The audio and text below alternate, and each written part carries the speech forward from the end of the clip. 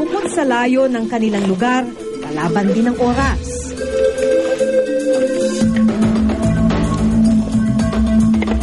Para mas mapadali ang pagdala ng kanilang mga produkto, ipinahila na nila sa kalabaw ang mga sako ng nyog gamit ang karitela. Ang renta nila sa mga kalabaw na ito ibinabawas din sa inaasahan pa nilang kita. 200 piso ang renta sa bawat kalabaw. Pero wala silang magawa dahil walang kalsadang magpapadali para maibiyahe ang kanilang produkto.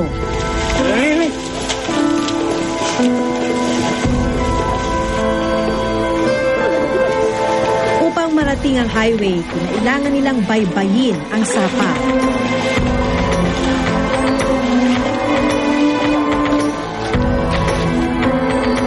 Maging matatarik at maputik na daanan. So gaano po kahirap yung biyahe makarating lang ng highway? Ng kalsada dun sa may labas? Ay, talagang mahirap-hirap din po. Gawa ng kosa ko eh. Dito naman sa amin. Lalo pagka halimbawa tag-ulan.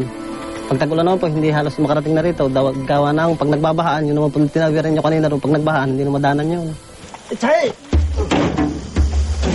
Pagdating sa kalsada, isang jeep ang naghihintay para naman dalhin ang kanilang produkto sa pamilihan sa bayan. Panibagong kaltas sa kanilang kita.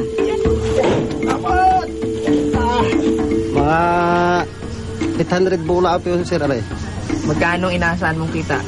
Eh di, siguro sir, sa pagdating pag natimbang, kung ilan ang lalabas sa timbang niya, dahil hindi natin alam dito pa ang presyo kung magkano. Magkano daw po? 3 lang daw. 3 lang ngayon? Eh di ba dapat 4? Sana, kahapon alam natin 4. Ngayon, 3 na lang daw pala. Bumaba na.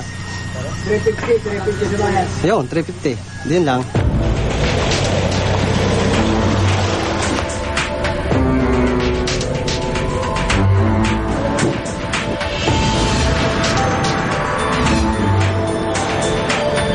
Presyong 3 pesos and 50 centavos kada kilo, humigit kumulang 4,000 piso sana ang katumbas ng inani ni na Eddie.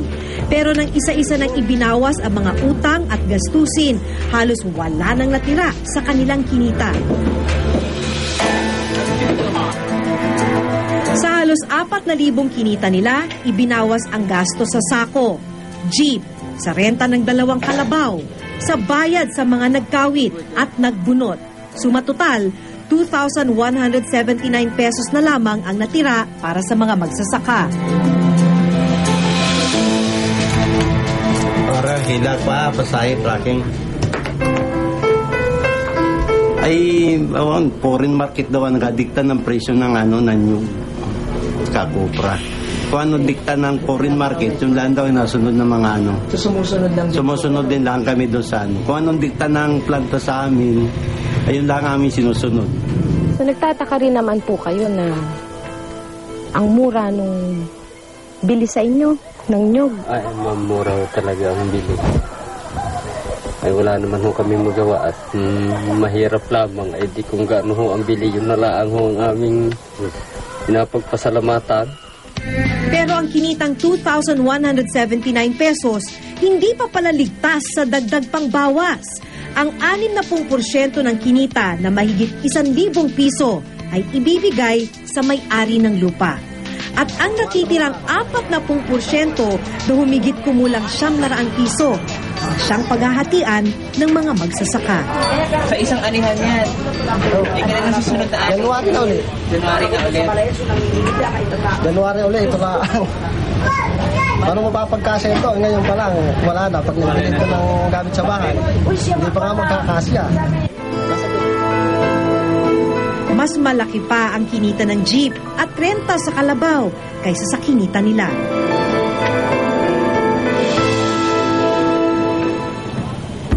Pilipinas ang isa sa may pinakamalawak na taniman ng nyog sa buong mundo. Pumapangalawa lang tayo sa Indonesia. Pero sa kabila ng potensyal na ito, nananatili ang mga magnyunyog na pinakamahirap sa mga magsasaka. Parang kami na ang pinakamahirap na tao dito sa mundo pag naiisip ko po. Ang aming mga anak po ay hindi po mabigyan ng magandang kinabukasan.